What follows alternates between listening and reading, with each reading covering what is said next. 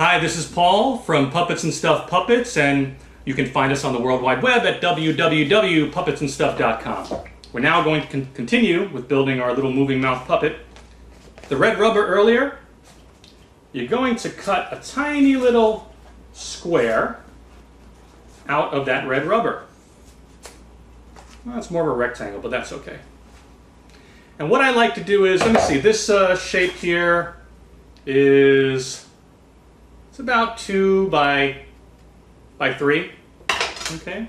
I'm going to cut a little heart type of shape. Now, the tongue could be really any shape you want. Some people like to use circles. Some people like to use triangles. I like to use a little heart type of shape, like so. Now again, I didn't need a pattern because I've done this many times.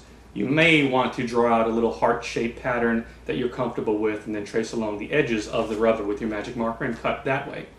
But we have a little tongue there that I'm pretty happy with. And then what we're going to do is we're going to take our magic marker and we're going to make a little line from the middle to the top. See what we did there? Okay.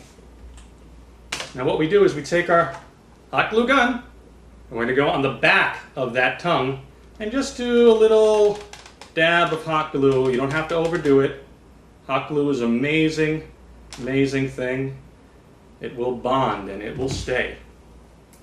And we're going to put it inside our puppet's mouth. Like so. Okay, position it the way you want to your comfort level. And now we have a tongue for our character. Okay? Now, when we come back, we're going to be filling out this head with some of the foam rubber that I showed you earlier. We'll do that in a bit.